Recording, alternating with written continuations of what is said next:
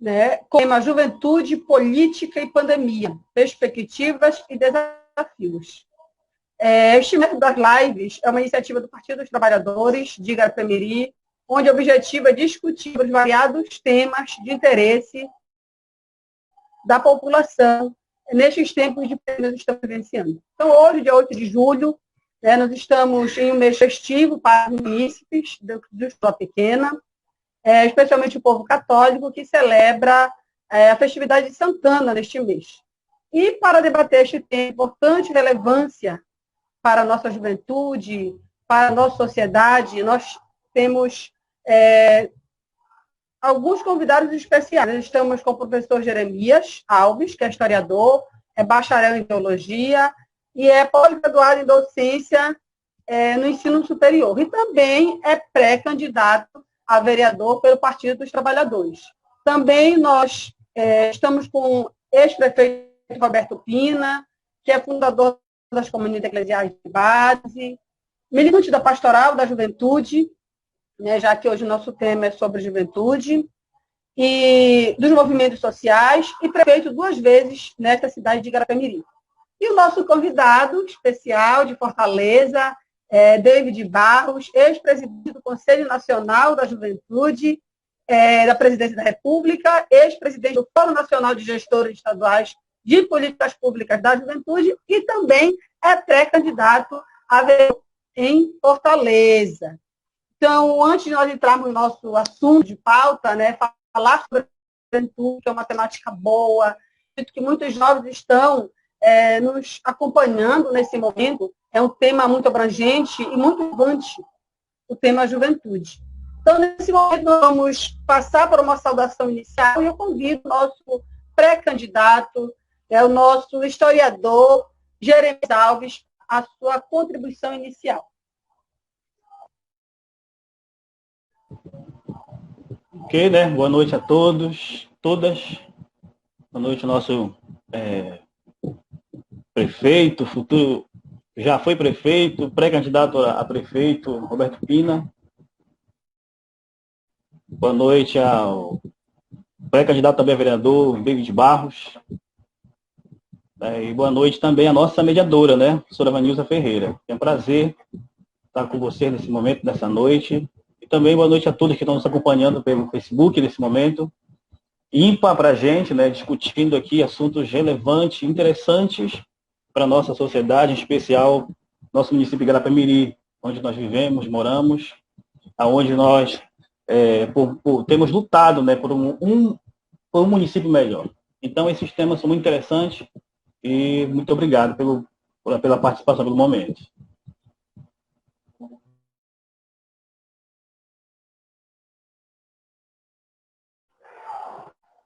Então, passar esse momento para o nosso ex-prefeito, Roberto Pina, e também pré-candidato, né, à Prefeitura de Igarapé-Miri, para dar sua saudação inicial.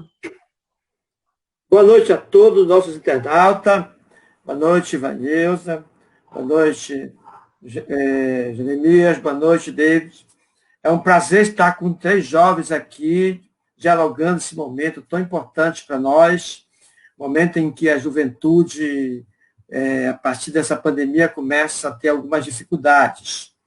Mas nós somos pessoas que têm fé e, com esperança em Deus e com nossa organização, podemos estar buscando a alternativa de reconstrução do mundo e os jovens sendo protagonistas nessa história. Então, eu espero que essa noite a gente possa estar contribuindo para esse debate e fortalecendo o protagonismo da juventude. Sejam bem-vindos todos e vamos mais uma live.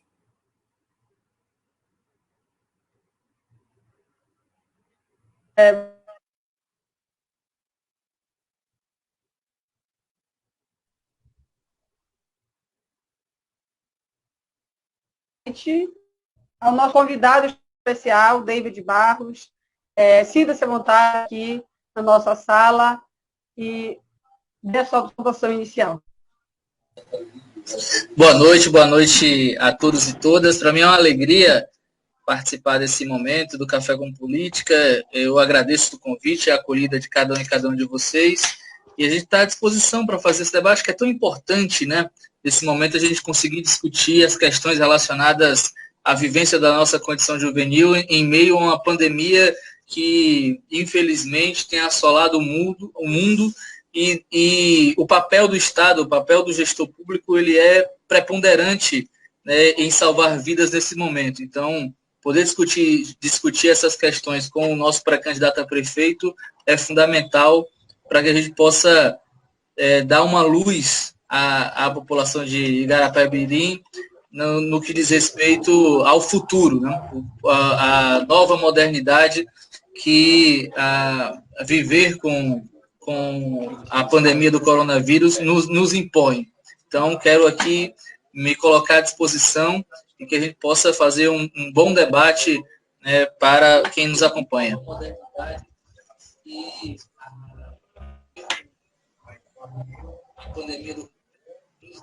Então, muito bem, agradecemos aos nossos convidados, David, agradecemos ao nosso pré-candidato Jeremias, agradecemos também ao nosso candidato Roberto Pina, pré-candidato, e nesse momento nós vamos entrar na temática da nossa live de hoje, que é Juventude, Política e Pandemia, Perspectivas e Desafios. Então, quais os desafios da juventude nesse difícil que nós estamos vivenciando, como ajudar a juventude em meio ao desafio da pandemia, né?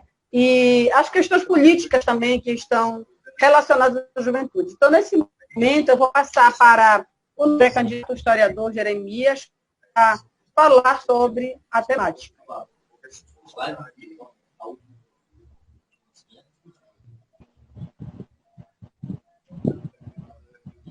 Mais uma vez, boa noite a todos. Quero, nesse momento aqui também, falar um pouco sobre saudar o nosso povo, que é a nossa maior riqueza que temos, né? Não é tanto o nosso açaí, mas a maior riqueza de nosso município, de nossos estados, é o povo, né? São os nossos mirienses, são as pessoas aí batalhadoras, pessoas que lutam, pessoas de garra, pessoas que estão aí lutando, né, se engajando em prol de uma sociedade melhor, de um município melhor. Então, meu boa noite a todos. Falar de política nesse momento, né, de pandemia, nesse momento que nós estamos vivendo hoje, é um momento assim ímpar nas nossas vidas, um momento muito importante e também um momento difícil, na qual eu vejo a política hoje como foi algo que está meio desacreditada. Infelizmente, nesse meio, no cenário que vivemos hoje, a nossa política está meio desacreditada. Mas nós não podemos fugir dela, que é através dela que as coisas acontecem, que é através dela que nós conseguimos os benefícios para uma sociedade. Infelizmente, temos visto muita gente, muitos políticos, infelizmente, entrando na política para fazer politicagem, né?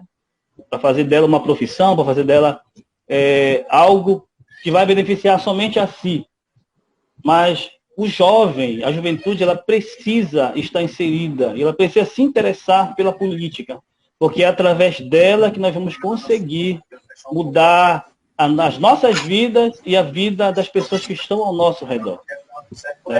Eu sempre vejo assim, que tem muitos jovens que dizem assim, eu não aceito, não gosto da política. Mas nós não gostamos da política, mas nós somos governados por políticos. Então é por isso que nós não podemos fugir dela, sair dela. Porque nós que somos pessoas, a juventude que tem um conhecimento, que está buscando um conhecimento maior, se sai da política, se omite, infelizmente, outras pessoas que não têm um pensamento pela sociedade, entra e bagunça, como nós estamos vendo nos nossos dias de hoje. Nós estamos vendo, enquanto pessoas de bem, enquanto a juventude não entender e querer participar disso, né? Então aqui fica também o meu apelo para a juventude nesse momento. Participe, se engaje na política, porque é através dela que as coisas vão acontecer. É que através dela não se constrói uma escola, não se asfalta uma rua, se não for através da política. Nós sabemos que tudo é através da política que acontece. né? Quando se constrói uma rua, quando se asfalta uma rua, quando se constrói uma escola, foi através da política. Então, aqui, nesse momento, que as pessoas querem desistir, que as pessoas olham hoje para a política, tipo assim, desacreditado, né? Decepcionado com a política. Mas nós não podemos, né? Você jovem que está nesse momento nos vendo, nos ouvindo, não fuja, não saia, participe, porque você é o futuro. O futuro está nas suas mãos. O futuro está nas suas mãos. Então, essas são as minhas primeiras palavras nesse momento, né, sobre a importância da juventude nesse cenário da política. Muito bem, obrigada, Jeremias, professor Jeremias. E neste momento, nós vamos passar para o nosso convidado, né, para ele falar um pouco sobre a temática de hoje, de grande relevância para a juventude, não somente para a juventude, mas também para a população como um todo, essa temática da juventude em meio a esta pandemia que estamos vivendo. Então, nesse momento, eu passar para o David Barros, nosso convidado de hoje. Maravilha. Então, mais uma vez, boa noite a cada um e cada uma. Agradeço mais uma vez o convite, a acolhida. E, sem mais delongas, a questão da juventude no Brasil, ela sempre teve um caráter bastante estratégico. Por que eu estou dizendo isso?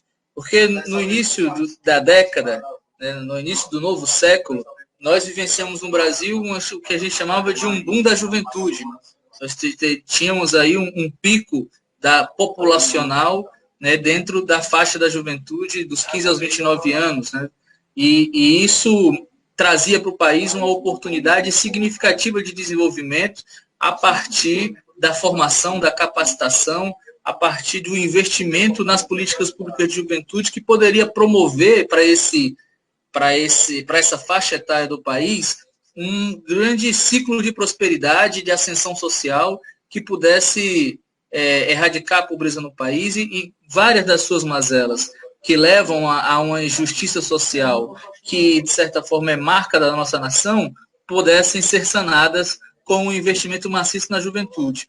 Né? E a experiência que nós tivemos com os governos Lula e Dilma nos trazem que esse legado e esses exemplos mostram que o caminho para o investimento na juventude era um caminho mais adequado para a nação brasileira. Você vê que durante os nossos governos nós conseguimos fazer com que várias gerações de famílias pudessem ter, por exemplo, a primeira pessoa, o primeiro filho, a primeira filha, a primeira pessoa com curso superior em várias famílias, né? De várias pessoas, de várias famílias que puderam ter, por exemplo, a sua primeira experiência com a casa própria, a sua primeira experiência com uma rede de eletrodomésticos da linha branca, enfim, várias primeiras experiências nós conseguimos estabelecer a partir dos nossos governos, que trabalhou especificamente com foco na distribuição de renda. Né? Eu lembro que o primeiro discurso do nosso presidente Lula era em que se ele conseguisse fazer com que os brasileiros tivessem o café, o almoço e a janta, ele sairia satisfeito da presidência da República, e nós conseguimos avançar para além disso durante o ciclo, né, de governos de Lula e Dilma. E a gente vivencia hoje uma situação em que as políticas de juventude no nosse país têm entrado em declínio, ou seja, há uma verdadeira desarticulação das políticas de juventude. Eu tive a oportunidade de, no Conselho Nacional de Juventude, acompanhar de perto a elaboração dessas políticas. Né, para você ter uma ideia, foi na minha gestão de presidente do Conselho Nacional de Juventude, nós acompanhamos, o Conselho contribuiu de forma significativa para a elaboração para o fortalecimento do Enem. Né? O Enem deixou de ser apenas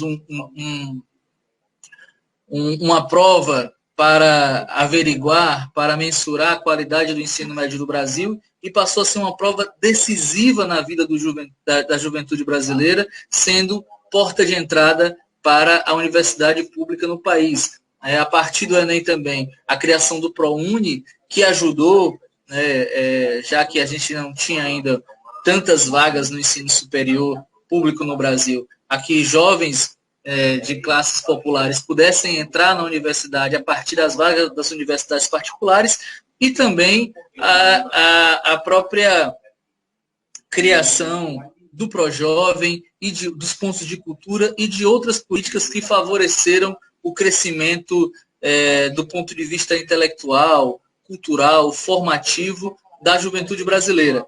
E junto com esse arcabouço de políticas que foi formatado dentro do Poder Executivo, entre os governos Lula e Dilma, nós tivemos ainda a aprovação da PEC da Juventude, né, da PEC 65 em 2010, onde nós incluímos na Constituição a juventude enquanto sujeito de direitos. Não havia a palavra juventude reconhecida na Constituição Federal. Isso já foi um legado de toda a articulação do movimento de juventude brasileiro, daquela geração de jovens em que eu me incluo e que estava no Conselho Nacional de Juventude à época, e também, né, da aprovação do Estatuto da Juventude, que já é um marco legal importantíssimo, que estabelece, né, ali quais são, de fato, os direitos da juventude brasileira, os direitos que precisam ser garantidos pelo Estado brasileiro para a nossa juventude. E esses dois marcos legais fazem com que as políticas de juventude elas não sejam apenas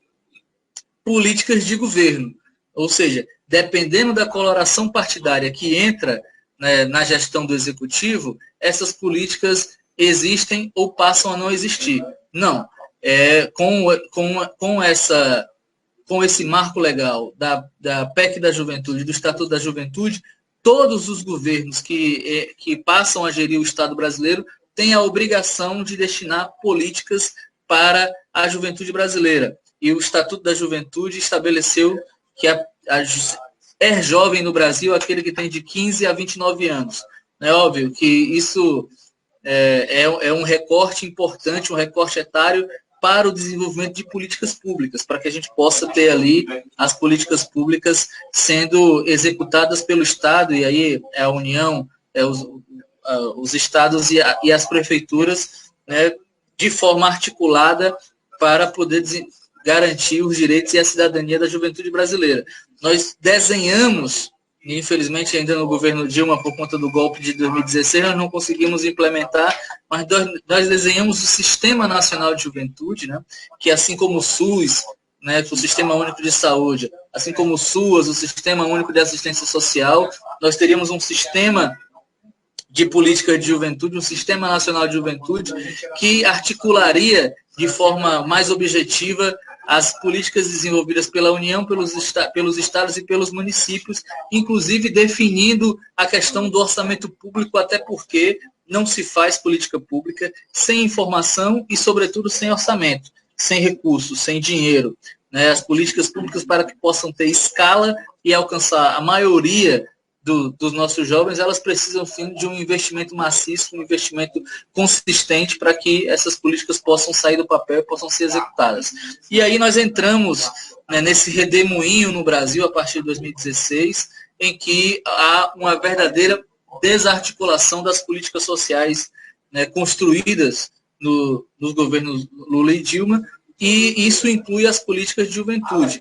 Hoje, praticamente, não se escuta de falar desses debates. Hoje, o Conselho Nacional de Juventude, que desencadeou uma campanha nacional para a criação dos conselhos municipais, dos conselhos estaduais de juventude, que são conselhos importantes para garantir a eficácia da política pública. Porque nós estamos falando de uma faixa etária que já sabe o que quer, que sabe onde o seu sapato aperta, que sabe dizer o que pensa e sabe o que precisa ser resolvido para que a sua vida possa se desenvolver, para que ele possa alcançar a tão sonhada ascensão social. Então, os conselhos de juventude, os conselhos municipais, conselhos estaduais, o próprio Conselho Nacional de Juventude, são espaços estratégicos para um diálogo tete a tete com a juventude, com as organizações juvenis, para que a gente possa construir políticas eficazes. Os jovens, como eu já disse, sabem onde o sapato aperta.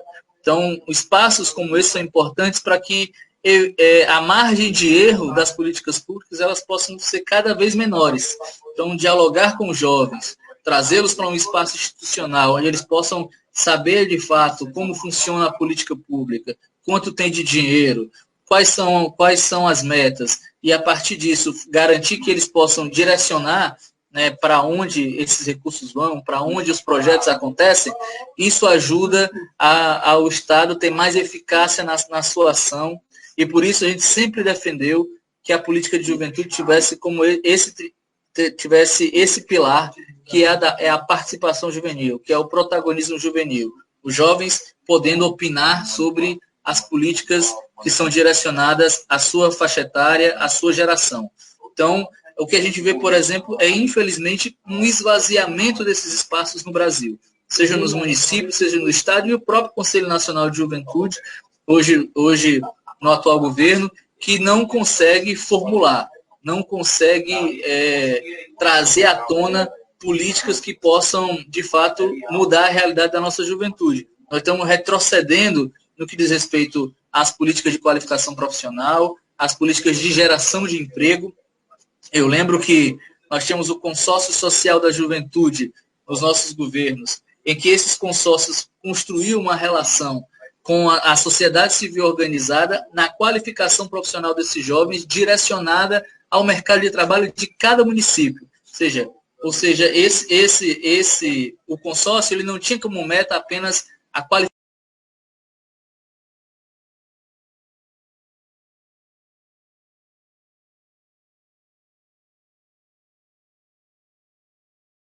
do emprego, elas teriam que ali apresentar quantos jovens foram inseridos no mercado de trabalho e se esse número corresponde à meta estabelecida no plano de trabalho antes do programa começar. Então, isso fazia com que a relação capital-trabalho, a mediação da sociedade civil junto às empresas para garantir a primeira oportunidade de trabalho para os jovens acontecessem de forma mais profissional, de forma mais elaborada, de forma mais focada na geração do trabalho, na geração da renda e não só na qualificação profissional. Então, políticas como essa, que têm um papel estratégico na vida dos jovens, infelizmente, não se ouve mais falar, né, na contemporaneidade, na atual conjuntura do país. O que há é um desmantelamento cada vez maior das políticas de emprego, das políticas de qualificação profissional, que não conseguem chegar na ponta.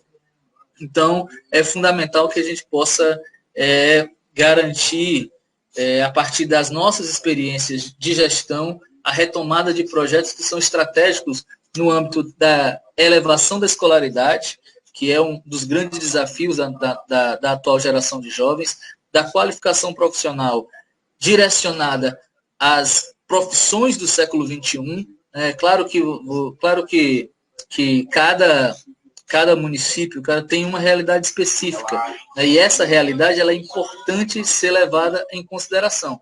Mas nós vivemos uma verdadeira revolução tecnológica no país e no mundo, e cada vez mais nós precisamos empoderar a nossa juventude dessas ferramentas, né, desse conhecimento, para que possam, de dentro de casa mesmo, conseguir gerar oportunidade de trabalho, de renda para ele e, consequentemente, para a sua família. Então, é fundamental que a gente possa garantir projetos e iniciativas nesse sentido.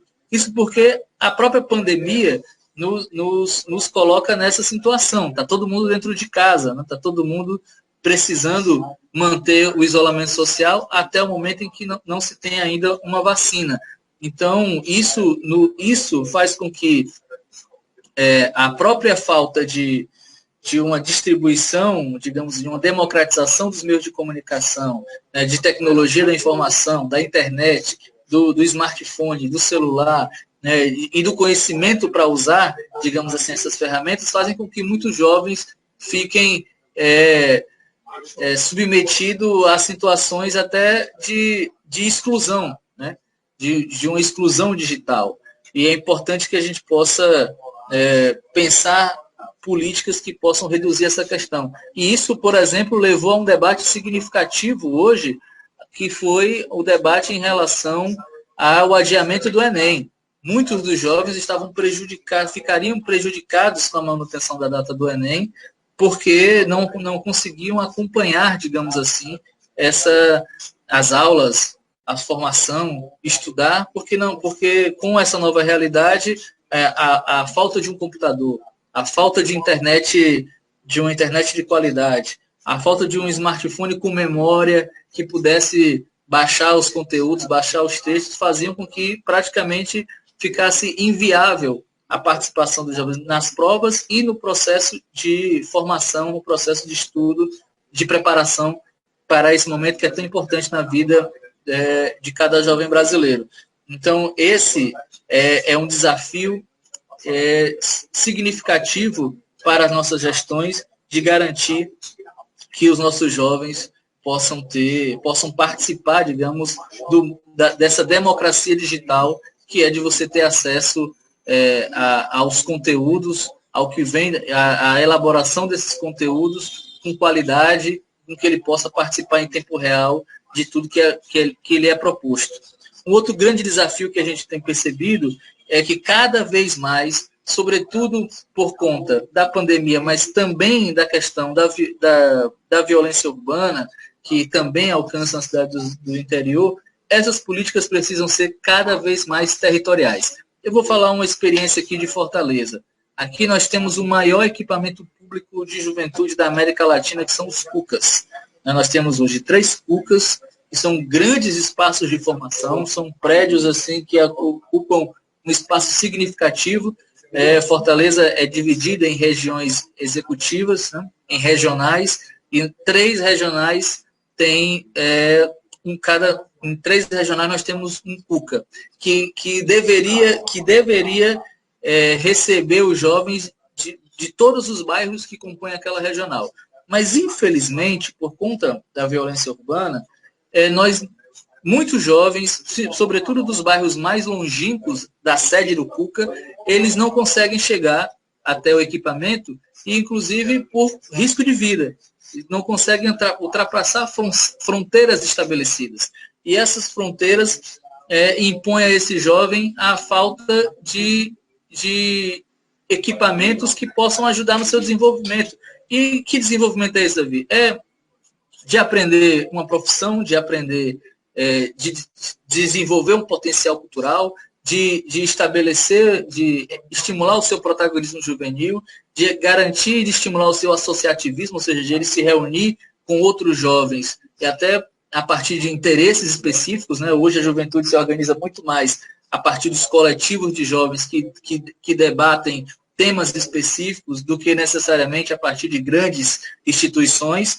Então, a falta de ausência, aliás, a ausência desses espaços produzem essa exclusão social dos nossos jovens. Então, cada vez mais, as políticas precisam ser mais territorializadas, ou seja, o bairro, a microrregião da cidade precisa ter ali equipamentos públicos de referência, onde o jovem não precise, seja de um transporte público ou ficar tão distante da sua casa para receber, para ter um atendimento do poder público. Então, a territorialização das políticas públicas, ele é um outro grande desafio para nós nesse momento, sobretudo no que diz respeito aos nossos municípios. E a gente conseguir garantir a democracia digital, a territorialização das políticas e o desenvolvimento de políticas públicas que possam reduzir desigualdades históricas da nossa juventude. Então, a questão da geração de renda, a questão de uma política de saúde voltada aos nossos jovens que possa promover a redução de danos no que diz respeito ao uso abusivo de álcool e outras drogas. Sobretudo, a pandemia traz também esse, digamos, estímulo ao consumo excessivo de álcool, né? Você percebe, até mesmo com as lives que você tem por aí, né? Quando você vai ver os stories da turma nas redes sociais, o que você vê ali é um estímulo ao uso abusivo de álcool e outras drogas. Então, você ter uma política de redução de danos, né, para reduzir, digamos, essas questões relacionadas ao uso de álcool e outras drogas. O álcool é a grande porta de entrada das drogas ilícitas, não é outra coisa, é o que está colocado. Uma política de saúde sexual e reprodutiva para jovens mulheres, né, para evitar a gravidez não planejada, que atrapalha o desenvolvimento de um projeto de vida da jovem mulher, que está ali, que está estudando, que está se qualificando, que está trabalhando e que de repente precisa brecar todo o seu projeto de vida para vivenciar uma gravidez que não estava planejada, que não estava nos seus planos. Isso muitas vezes pela falta de instrução, né, ou de sensibilização do uso dos preservativos, né, do estímulo a um sexo seguro. Então, é fundamental que a gente possa ter também uma política de saúde reprodutiva que alcance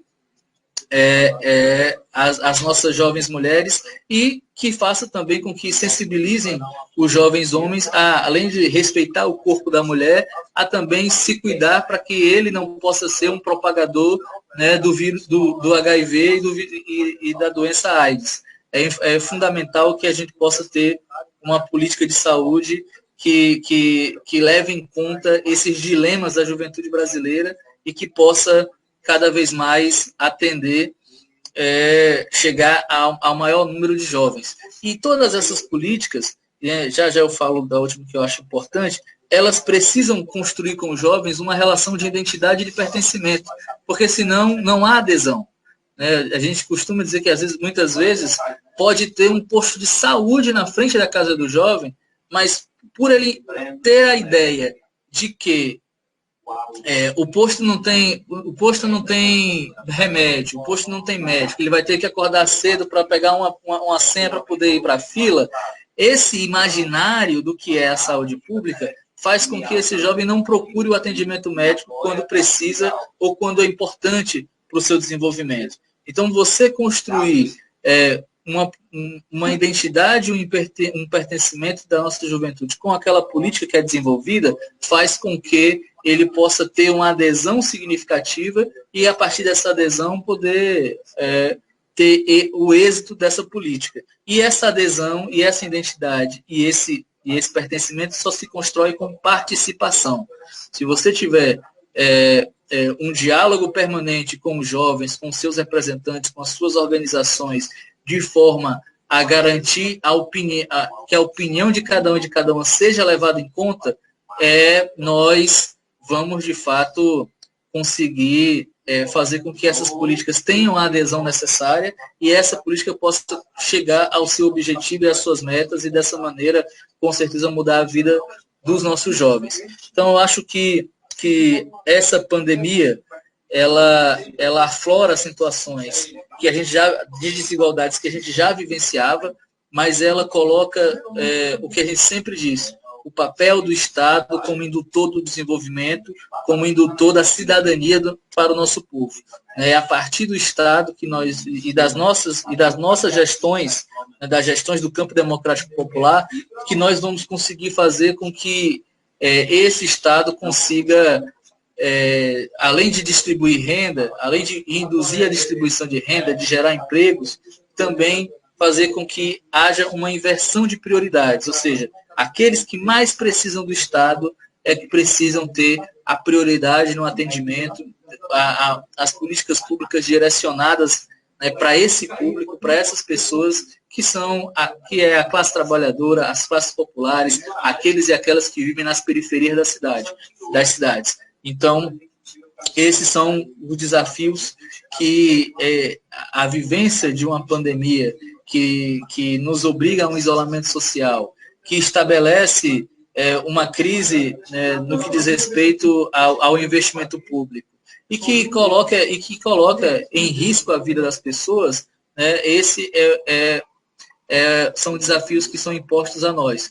Construir uma gestão humanizada que tenha como prioridade salvar a vida do seu povo e lhe garantir cidadania e dignidade. E, para isso, o papel das políticas públicas ele é fundamental e, no caso da juventude, além das políticas públicas, a sua participação na elaboração, no acompanhamento, no monitoramento delas, para que haja pertencimento, haja identidade e haja adesão dos jovens para garantir que essas políticas possam ter eficácia e efetividade.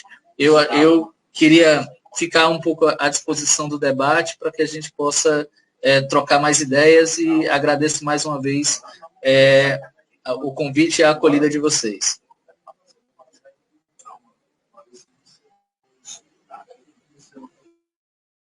Muito bem. Nós agradecemos a você, David Barros, por estar conosco nesse debate muito importante para a nossa juventude. Compreendemos que você terá que sair, mas agradecemos a sua presença e participação conosco aqui. Temos vários comentários, né, na noite de hoje. Um abraço especial para essas pessoas que estão nos acompanhando. Sérgio Moraes, Newton Moraes, professora Lindalva, professora Marinha, Simone Maués, enfim, são muitos os comentários, né? Agradecemos a vocês que estão nos acompanhando. E antes de passar, né, para o Roberto Pina, eu queria só fazer uma provocação aqui sobre a coordenação de juventude, que até o Firo citou, inclusive, aqui no comentário, que foi criado, Pina, no seu governo, e que os outros governos não deram importância a esse projeto tão significativo para a juventude. Então, nesse momento, eu passo para o senhor, ex-prefeito Roberto Pina, 2 vezes prefeito deste município e pré-candidato à prefeitura novamente.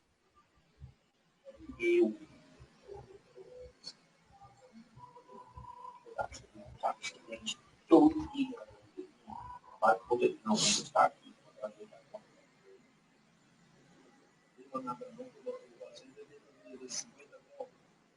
Moeda só. Não, 1.000 dá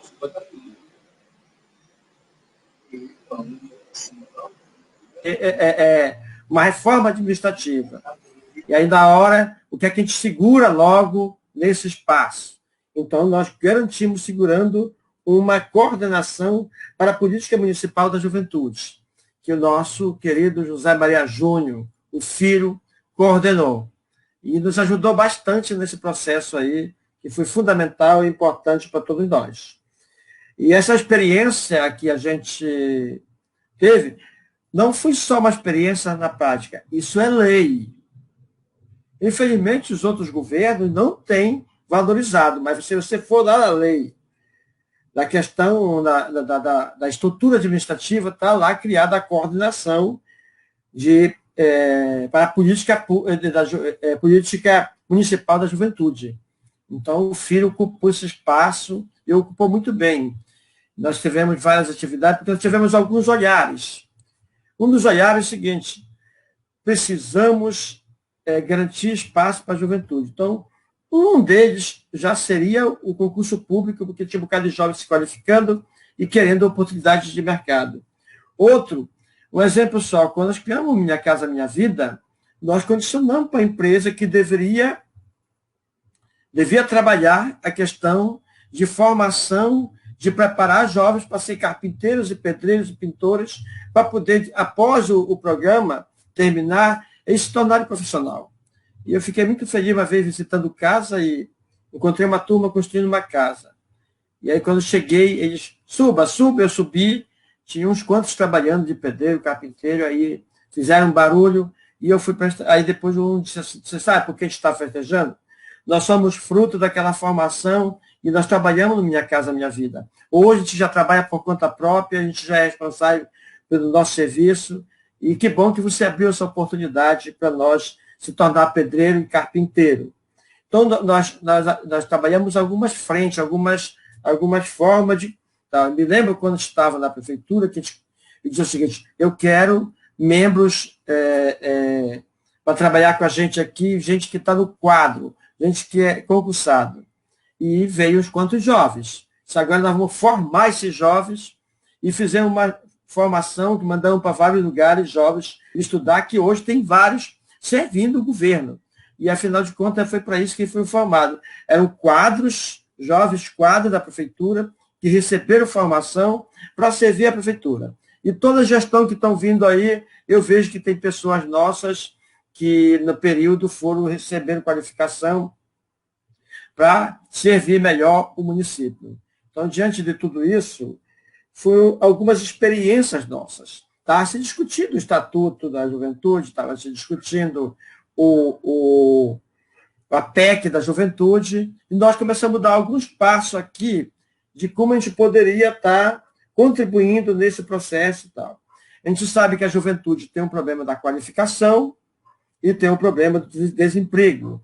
E isso é um bom número. E com essa pandemia agora, aumentou esse número de desempregados e dificultou a qualificação no momento em que o nosso governo federal apostou numa estratégia de política diferenciada.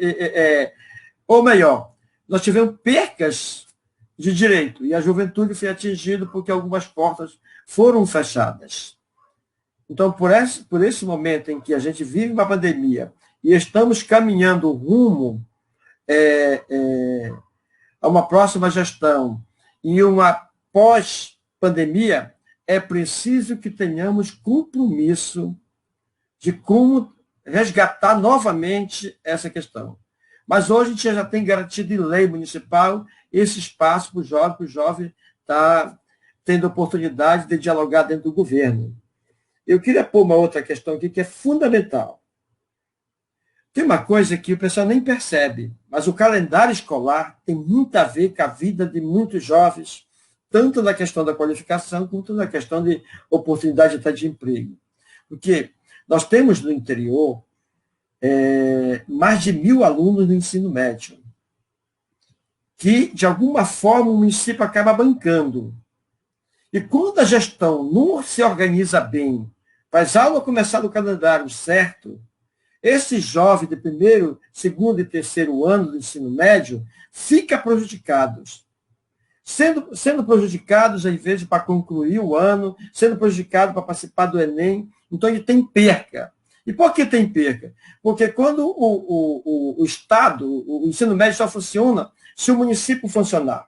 Então, é preciso que se olhe, não só para... Não, eu tenho que ter barqueira, porque não sei o que... Não, gente. É toda uma questão interligada, está tudo interligado. No momento que a escola não começa, não tem barqueiro. Não tendo barqueiro, o ensino médio não funciona. Porque são esses barcos que levam o pessoal. São as escolas funcionando que o ensino médio é realizado, apesar de ser do Estado. Então, é preciso, quando se trabalha, a gente prestar atenção, os jovens se mobilizar e cobrar para que o governo cuide melhor do calendário escolar. Porque ele cuidando do calendário escolar e combinando com o Estado, ele não vai ter perca. Ele não vai ter perca, porque ele tendo perca e é modular, não tem como recuperar determinada disciplina, determinada matéria. Tem vezes que ele conclui o terceiro ano e tem disciplina perdidas. E também ele chega no Enem numa situação com menos condições de concorrência interna, pelo fato de que esse jovem da zona rural tem essa dificuldade, que às vezes não é dado todas as aulas por motivo de que o calendário escolar não combina. Então, é preciso que a gente tenha muito cuidado quando se discute que jovens têm uma rede de ações que precisa estar se trabalhando para que o jovem possa se desenvolver normalmente com qualificação, com oportunidade e abrindo oportunidade de emprego. Então, eu queria citar isso aqui, porque geralmente a gente não faz debate, mas o calendário escolar do município pode ajudar ou atrapalhar os nossos jovens rurais. E aí nossos jovens já são excluídos lá na zona rural porque não funciona isso. Então, eles entram no Enem com dificuldade e até no concurso público e etc. Então, gerar oportunidades são várias ações que nós temos que dar. Eu queria pôr essa questão mais da área, da cultura, do esporte, do lazer. Eu lembro quando a gente começou, o pessoal falava tanto em violência, disse, não, nós temos que criar algumas formas. E uma das coisas que a gente prestava atenção é que o jovem gosta de praticar esporte. Então, nós trabalhamos isso. Tem que ter uma quadra na vila, tem que ter quadra no Icatu, tem que ter quadra no Anapu, tem que ter quadra aqui na cidade. Aí colocamos uma quadra na escola do Tucumã, outra no colégio. Fizemos uma quadra na praça da prefeitura. Fizemos o centro cultural com uma quadra. E assim nós fomos ampliando várias quadras que dessem oportunidade para o jovem se desenvolver com esporte, lazer e etc., que tem tudo a ver, porque esse momento é o fundamental da vida do jovem, de se extravasar, dele fazer entretenimento com os colegas, dele ganhar o espírito de disciplina, de competitividade. Por quê? Porque no momento que ele pratica esporte, ele disputa torneios, campeonatos, etc., ele começa a criar o espírito de competitividade, aprender a ganhar e aprender a perder. Mas, acima de tudo, também começa a ter a disciplina, que tem horário, tem um treino, tem horário para chegar, tem que respeitar o colega. Então, é um conjunto de coisas que tem a ver com a formação dos nossos jovens para que eles possam enfrentar a vida com mais tranquilidade, ganhando conhecimento com a qualificação, praticando o esporte, lazer, participando da nossa cultura, para que ele possa entrar no mercado de trabalho mais preparado de convivência e qualificação. Então, tem várias coisas que, quando a gente sentou para discutir em relação aos jovens, nós nos preocupamos de estar ampliando esse espaço. Hoje eu digo o seguinte: o grande sonho de realizar aquele centro cultural que não tinha dinheiro, que nós merecíamos um ginásio de esporte. Alguém criticou, tem que ser um ginásio de esporte. É verdade, mas o ginásio de esporte é um bom dinheiro, não tinha. Então nós transformamos aquilo numa área que pode servir de ginásio de esporte e outras atividades. Mas, infelizmente, nós aprontamos e inauguramos e entregamos. Foi até bonito que o prefeito optou de receber a faixa lá dentro do Centro Cultural, que foi muito bonito, e recebeu muito bem seu povo. Mas o Centro Cultural precisa da segunda parte. O que é a segunda parte? A vida das pessoas. A vida das pessoas. Então, o que acontece? Nós fizemos o concreto, está faltando ter atividade lá dentro, esportiva, lazer e de oficinas, pequenos cursos, para que os jovens comecem a participar e construir a sua própria cidadania, a sua própria personalidade. Tem um outro ponto que talvez o pessoal não perceba, mas a praça da beira do rio, a Praça Açaí, como nós somos uma cidade ribeirinha, quando ela foi planejada, quando ela foi estudada, um dos principais focos era o jovem. Quando nossos técnicos que elaboraram o projeto e foram fazer o estudo da realidade, uma das coisas que era o seguinte: não, temos que ter um espaço que os jovens possam se encontrar e etc. O que acontece? Até hoje, não sei por que razão, não ficou pronta a praça, mas aquela praça, que tem até o nome de Praça Açaí, a gente colocou por acaso e depois todo mundo disse: não, deixa ficar. Ela tem primeiro o seguinte: faz parte da nossa cultura de quando chega alguém de fora, vamos lá na beira. Ou então a gente sai de manhã, não, eu vou na beira, estante. Então precisava ter esse espaço na beira do rio que pudesse estar, a gente está levando nossos amigos, a gente está levando a família para passear e para se divertir. Então lá tem uma pista larga, que essa pista larga ela tem o objetivo de que tem momento que você pode fechar ela e transformar numa rua de lazer. E não vai atrapalhar o trânsito, não vai complicar a vida de ninguém. Ela teve esse planejamento. Você fecha as duas entradas dela e transforma numa rua de lazer. E ela aguenta até uma quadra ali dentro. Porque foi uma questão estudada e pensada nos jovens. Lá, está para sair um palco, que não sei por que chegaram, mas um palco onde se pode desenvolver cultura. E além dessa questão da cultura... Não. Além da cultura, a gente pode estar trabalhando a questão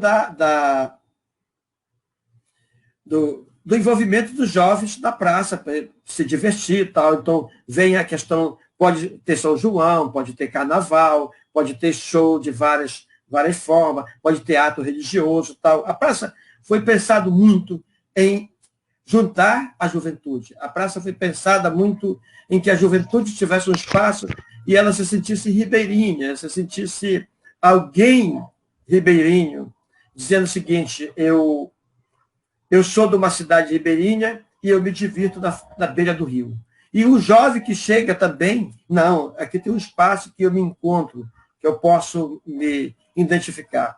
Então, não foi só o centro cultural, não foi só a praça, as quadras, mas também nós discutimos por dentro da lei e discutimos. Nós tivemos, liderado pelo José Maria Júnior, o filho, um curso de qualificação, de formação, em parceria com o governo do Estado, o governo Ana Júlia, que dava formação e qualificação profissional para os nossos jovens. Então, nós tivemos várias atividades e tal. Aí, hoje, qual é o desafio? Qual é o próximo passo? Mas eu queria só provocar. O jovem precisa se organizar mais, o jovem precisa ocupar mais espaço e proposição. Achei bonito quando o David falou da experiência deles lá, do Conselho da Juventude. Quem sabe, sendo uma coisa inovadora, num possível governo nosso, a gente começa a discutir esse conselho para que o jovem tenha uma pauta definida e a gente possa estar discutindo e começar a descobrir que esses espaços que foram criados são espaços que a juventude pode estar ocupando o dia a dia e estar realizando várias atividades, estar realizando cultura, lazer, esporte e etc. Então, eu não sei como é que está o tempo, que parece que arredondou. Eu queria até dar um tempo por aqui, Vanilza, e ver se tem alguma pergunta, ou dar oportunidade também para quem quiser colocar alguma coisa, e depois a gente pode voltar. Jeremias, se quiser completar, porque nós temos que estar atento no horário. Ok? Vanilza? Jeremias, está me escutando? Oi, Jeremias? Estamos aqui. Olha, não sei o que aconteceu. Tiraram a Vanilza daqui. Pega a palavra e leva. Vamos ver se ela... Pois é. Oi, Jeremias. Você pode... Tá, voltei. Problema de internet, gente. Sim. Tem muitas questões ainda aqui, bem, tá? Porque um dia me tiraram alguns mesmo. Comentários.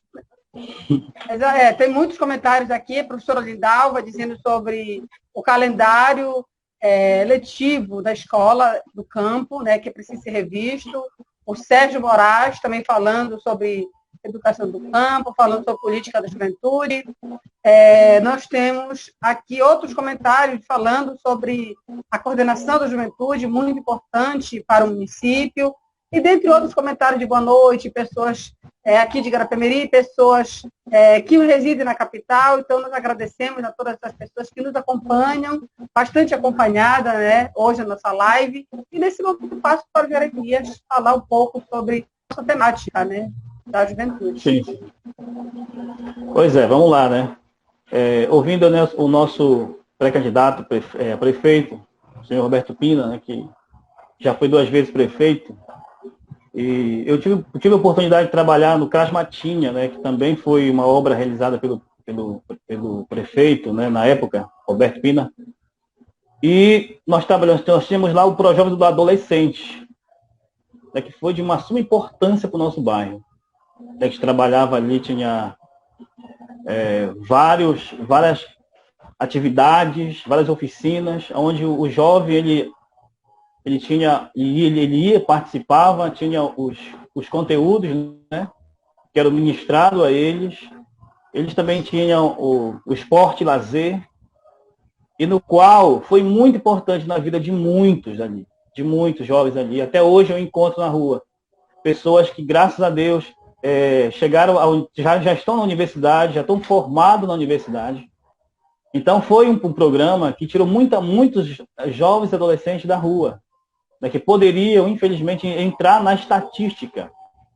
Né, mas o projeto, o empenho, aí, o que é que a gente percebe? Que tudo é um governo interessado. Né, tudo parte de um governo interessado. Por quê? Porque se o governo ele se interessa, de fato, por essas políticas, as coisas acontecem. Né, as coisas acontecem. A nossa juventude, o que nós percebemos é que ela tem sido lesada de todas as maneiras. E o interessante de tudo isso é que existe lei, né, que garante, né, o acesso, que garante a saúde, a educação, o esporte, o lazer, a cultura, a profissionalização, né, a esse jovem. E o que assim, a gente fica pensando por que os governantes não dão tanta atenção para isso. Né, existe também, né, na nossa lei orgânica, como foi citado agora há pouco, existe a comissão, né, da juventude. E aonde está isso? A gente se pergunta onde está isso? Por que não se investe? Por que não se interessam em trabalhar em função da juventude, que é o futuro? A juventude é o futuro, que daqui a um tempo nós vamos embora, e quem vai ficar aqui são eles. Mas o que nós percebemos é que não existe esse interesse da parte dos políticos, das partes das pessoas que estão ali na frente e que têm o poder para fazer algo, né, em prol da juventude, em prol dessa juventude que está sendo tão lesada. Né? Então, o que a gente pensa? Existe uma Constituição, existe os direitos, que não é uma obrigação, é um direito, né? E direito tem que ser cumprido. Tem que ser cumprido. No meu bairro, há muito tempo atrás, alguns anos atrás, muitos jovens adolescentes morreram, infelizmente, por entrar em outros caminhos. Mas por quê? Porque não tinha nada ali no meu bairro que pudesse ocupar um pouco a esses jovens adolescentes. Infelizmente, as famílias também, muitas desestruturadas, que não tinham condições de manter aquele jovem adolescente. Infelizmente, esse jovem se envolveu em caminhos errados, foi para outros caminhos. Infelizmente, muitos, na década de 2000 para cá, muitos jovens em Capivari morreram. O prefeito está aqui, nosso pré-candidato, né, está aqui, outras pessoas que estão nos ouvindo nesse momento, não foi só no bairro da Matinha que aconteceu isso, foi em outros bairros também. Muitos jovens morreram, né, pelo descaso também, né, não vou só ocupar o poder público, né, porque são muitas outras coisas também, outros fatores também que levam, mas também pelo descaso do poder público, de não investir, de não fazer algo em prol para que essas crianças e adolescentes tivessem um futuro um pouco melhor. Eu estou aqui com o artigo 227 da Constituição Federal, né, que diz: a Constituição Federal passa a vigorar com a seguinte redação: é dever da família, não é só do Estado, da família, da sociedade e do Estado assegurar à criança, ao adolescente e ao jovem, com absoluta prioridade, o direito à vida, à saúde, à alimentação, à educação, ao lazer e à profissionalização, à cultura e à dignidade e ao respeito. Então, o que é que nós percebemos? Que existem as políticas, existe a lei, né? Então, era para esse jovem, esse adolescente, ele está amparado de todos os lados, ele está amparado de todos os lados, na verdade, entre aspas, né? Porque existe uma lei, existe também algumas políticas que conquistadas com o tempo. Mas o que temos é que mesmo jovens, ele está também lá, tentaram ainda para investir um pouco mais e olhar com um carinho maior para a nossa juventude. Para a nossa juventude. Então, é interessante isso. E graças a Deus que eu estou no lado de um pré-candidato que trabalhou, e é por isso que eu estou ao lado dele. É isso que me fez também vir, né, fazer parte desse processo. É porque no meu bairro, esse CRAS ali foi muito importante. Foi muito importante e tirou muitos dali. Até hoje eu recebo mensagens de alguns alunos, né, que eu era monitor na época, me agradecendo. Mas eu só estava ali porque alguém olhou e viu que a Matinha precisava de um centro de referência, onde fosse fazer a diferença na vida dos jovens e do adolescente. Mas precisa de mais ainda. Precisa melhorar, não só na Matinha, mas em outros bairros. Porque nós estamos aí, né? Enquanto muitos estão, né, pensando em outras coisas, os nossos jovens nas periferias estão sofrendo. Estão sendo lesados, não têm acesso a nenhum desses direitos aqui, praticamente não tem acesso. Então, é um dos motivos de eu também ser pré-candidato, é esse. Por quê? Porque a gente percebe e vê que a lei está aí. A gente percebe também que os recursos vêm. Por que não acontece? Por que não acontece? Então, penso eu que é também porque não é prioridade para os governos. Não tem sido prioridade, né? E é por isso que eu incentivo, né, outras pessoas jovens a participar desse processo. Porque é só através desse processo, de pessoas que querem fazer a diferença, de pessoas que, de fato, não são gananciosas para si, mas querem uma sociedade melhor, querem um município melhor, um bairro melhor. Então, essas pessoas precisam participar do processo. Porque enquanto a gente não participa, muita gente que não está nem aí com o bairro, com o município, participa, estão lá. Então, eu peço, né, ao nosso pré-candidato, né, que, se eleito, né, continue com essa visão, que foi muito importante. Como é bom, Roberto Pina, né, a gente ouvir de alguém na rua dizendo assim, poxa, muito obrigado, porque o teu ensinamento ou o teu investimento mudou a minha vida. E é isso que algumas vezes eu tenho ouvido, né, de muitos adolescentes que hoje são jovens já, né, pelo seu empenho de investir naquele CRAS lá na Matinha. Então, esse é o meu desejo, né, que as coisas melhorem, que as coisas que tenham esse olhar melhor para a nossa juventude, porque, de fato, como eu falei agora há pouco, eles são o futuro. Nós vamos passar, nós estamos passando já. Quem vai continuar aqui é eles. Então, nós precisamos formá-los muito bem, capacitá-los muito bem, nós precisamos dar oportunidade. Infelizmente, nossos jovens estão ansiosos aí, né?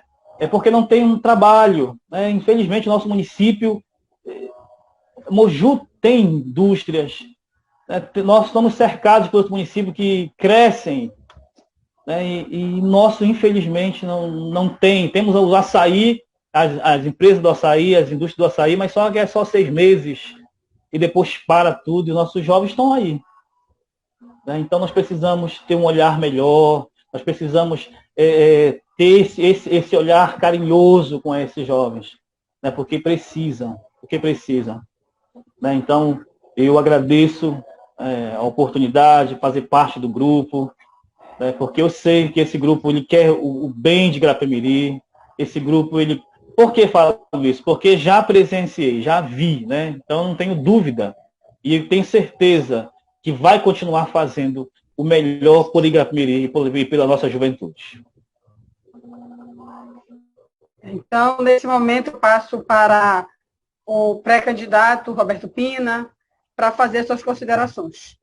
Agradecemos ao Jeremias, né, pela sua participação, sua contribuição conosco na noite de hoje, e passamos para o Roberto Pina fazer os seus agradecimentos e as suas considerações.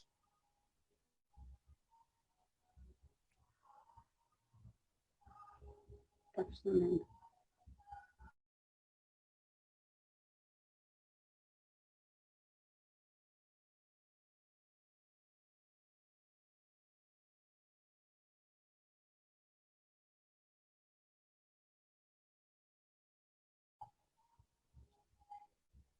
Pina, não está funcionando o seu microfone. Queremos agradecer a Deus por tudo que está acontecendo, por esse momento especial. Agradecer a professora Vanilza, agradecer ao professor Jeremias, ao David Barros, lá de Fortaleza, que veio contribuir com a gente, e principalmente os nossos internautas, que estão nos acompanhando nesse momento, no debate tão importante. Eu estava vendo a questão seguinte, o nosso Projove Urbano, que foi o que nós fizemos um convênio com o governo do Estado, liderado pelo FIRO, e nós mapeamos que nós íamos buscar jovens, adolescentes que estavam fora da escola. E conseguimos fazer um trabalho, e hoje muitos deles estão na universidade. Isso não tem preço, isso é inclusão social, é buscar, e o professor Jeremias falou do CRAS, nós tivemos os 3 CRAS que faziam esse papel. A Matinha tinha um planejamento para dentro da Matinha. Na época, a Matinha era chamada de o bairro mais violento. Digo, olha, não adianta que não é a Rotan que vai resolver o problema, até porque não tinha nem como a Rotan chegar lá, porque nenhuma das pontes prestava, não passava carro. Vamos preparar as pontes de concreto, que vai mexer na autoestima das pessoas, dos jovens se sentirem mais que o bairro está sendo valorizado. Vamos melhorar a escola, levamos a aula de computação lá para dentro da escola, vamos sentar um CRAS. E isso começou a levantar a autoestima das pessoas. E hoje, ele, pelo testemunho dele, colhe fruto de que a coisa mudou bastante. Perdemos muita gente, mas melhorou muito. Por quê? Porque a autoestima começa a funcionar e as pessoas se sentirem mais incluídas no processo. Então, gente, falar sobre jovens é extenso e não é do futuro, é do presente. Eu queria provocar os jovens que é preciso se organizar cada vez mais. Mas nós temos um bocado de espaço na cidade e pensando nos jovens. E eu acredito que a gente tendo a oportunidade de ser protagonista de um novo processo, a gente pode, de repente, retomar todas as nossas iniciativas, retomar todo o nosso debate e estar buscando mais prioridade para os jovens, buscando mais oportunidade para os jovens. Queria parabenizar o Partido dos Trabalhadores por ter escolhido esse tema, agradecer aqui, aos companheiros e agradecer a todo o nosso povo por esse momento tão importante que a gente está discutindo, se preparando para um processo de vencer a pandemia e encarar o pós-pandemia. E como fazer o jovem voltar a ser protagonista da sua própria história. Esse é o nosso papel. Que Deus nos abençoe e até a próxima oportunidade, se Deus quiser. Até quarta, né? Não sabemos qual é o tema da próxima. Na próxima quarta, nós teremos live novamente. Então, agradecemos. Agradecemos. Oi.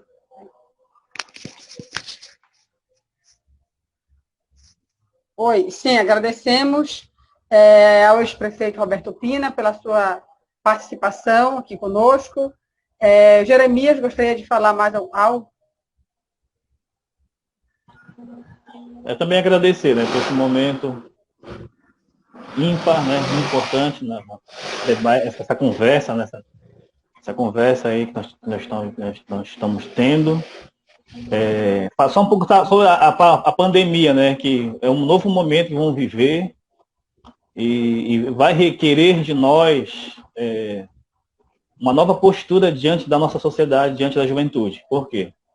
Porque nós estamos percebendo que agora as coisas é tudo pela internet. Então, quem não tem tanto acesso à internet, vai ficar um pouquinho fora do mercado de trabalho, não é? É o que nós estamos percebendo hoje, que nós fomos obrigados, através da pandemia, mudar para a internet. Nossas reuniões hoje pela internet. Então, muitos jovens não têm esse acesso e não têm esse conhecimento. Que a partir, né, pós-pandemia, o mercado de trabalho muito vai ser pela internet. Então, que possamos também, né, vai ser um desafio grande para a juventude. E que possamos, através das políticas, inseri-los para que eles tenham acesso e também saibam manusear, né, esses dispositivos na qual hoje nós estamos tendo acesso. Então também vai ser um desafio para a gente também aí, né, o prefeito que virá, os vereadores que virão, os secretários, pensarem de como vão trazer esse acesso para todos, né? Porque tem que ser para todos. Uma minoria tem acesso, mas a maioria, infelizmente, não tem acesso a uma internet e a um conhecimento desse dispositivo que é hoje tão utilizado. E agradeço, né, pela participação, pela oportunidade que é me dada. Que Deus nos abençoe. Deus abençoe o nosso município querido, a qual amamos. Né, que Deus abençoe as famílias, em nome de Jesus. E é um privilégio. É um privilégio poder participar e poder representar o nosso povo, né? É um privilégio muito grande. Eu agradeço, muito obrigado. Professor Evanilson, só um detalhe. Evanilson, só um detalhe. Fique à vontade. Queria convidar, principalmente os jovens, Sim, que nós, segunda-feira, que vem, nós vamos lançar uma plataforma virtual, né, a plataforma que vai cuidar do nosso plano de governo participativo. Então, que a juventude possa ir lá, acessar e fazer as suas propostas para que seja considerado, em uma próxima gestão, as propostas da juventude. Então, a juventude tem esse momento especial de acessar a nossa plataforma, que vai ser lançado dia 13, e nós vamos lançar ao vivo também, pelo Facebook, e que o jovem possa participar já no lançamento, mas depois estar participando, contribuindo, indo lá, abrir e dando a sua sugestão para o nosso plano de governo. Então, que os jovens se sintam convidados do campo e das cidades, para que a gente possa estar estudando propostas também para a juventude. Muito bem, então, você disponível, né, pode seguir, e esta live está disponível no canal do YouTube do Roberto Pino Oliveira, tá? Você que não acompanhou, pode acompanhar em outro momento, e através da rede de transmissão, o 985-13-5610. Então, agradecemos a você que nos acompanhou e encontramos numa próxima live. Boa noite a todos. Boa noite. Amém.